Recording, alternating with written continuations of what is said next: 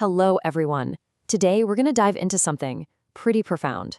It's a shift in consciousness known as Syuhud. Just imagine for a moment that the line between you, the person who's watching, and the world you're watching just completely dissolves. That's what we're going to explore, step by step. So let's start with a really simple question, just to get us grounded. Have you ever actually tried to just sit there and watch your own thoughts as they come and go, kind of like watching clouds drift across the sky? You know, if you've ever dabbled in mindfulness, you probably have. And that's exactly where this whole story begins. This first stage is what we can call the subtle separation. It's that initial, really powerful step on the path of awareness, the moment you start to notice that you are not your thoughts. See, in our normal, everyday state, there's a clear duality. There's the observer, that's the I who's doing the watching, and then there's the observed, our thoughts, our feelings, life itself unfolding. This sets up a sort of subject-object thing, a feeling of, I am here, watching my life over there. And that creates this constant, subtle feeling of being separate. But here's the crucial part. This separation isn't a mistake, not at all. It's an absolutely necessary first step. By creating that little bit of distance, you stop being completely swept away by the river of your thoughts and feelings. It's really how you begin to find your footing and get a little bit of freedom. So once you get used to being the witness, something pretty incredible can happen. Awareness starts to turn back on itself. This is the critical pivot point in this whole journey, the moment the witness is witnessed. It kind of happens in two stages. So first, you're just witnessing that parade of thoughts and feelings. But then, as your awareness gets deeper, you start to notice the noticer. You realize that the feeling of being an I who is watching is also just another thing appearing in your consciousness. That sense of being a separate witness is just one more cloud passing in the sky. And that realization, that's the gateway. That's what leads us to the very heart of our topic today, the union, a state known in some traditions as Syuhud. So what is Syuhud? Well, it's a state of deep, quiet awareness where that boundary between the witness and what's being witnessed, it just gets thin, almost see-through, and then eventually it disappears altogether. There's no longer an I standing apart from life, looking at it.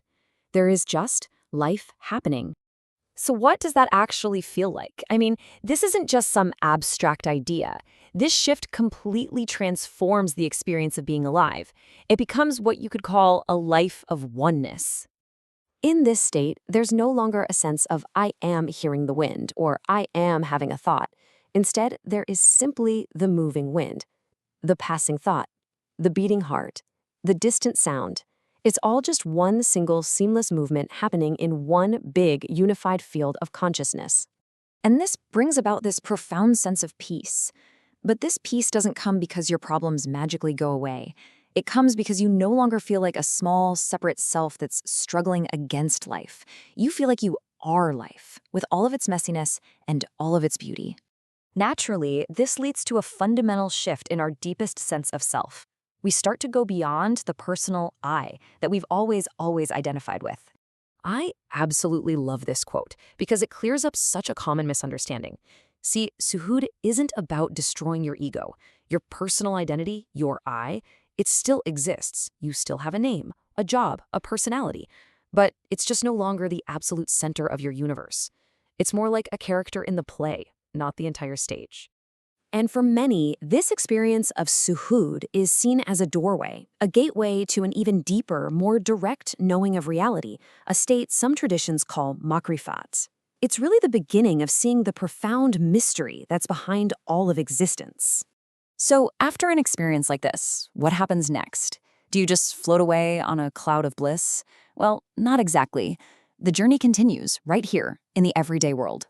You come back, you go to work, you talk with friends, you do your laundry, life just goes on. But your fundamental perspective, the very lens you experience everything through, that has been totally transformed. Ultimately, the goal isn't to escape the world, but to engage with it from this new foundation. You start to live not as a separate little piece fighting for its place, but as an integral, inseparable part of the whole tapestry of life. And from that perspective, a deep sense of gratitude often just arises all on its own. So we'll leave you with this final thought to ponder. We spend so much of our time watching, analyzing, and judging our lives from a distance. But what if the entire point of this whole journey is just to close that distance? What if life isn't something out there to be observed, but something that you simply and fully are?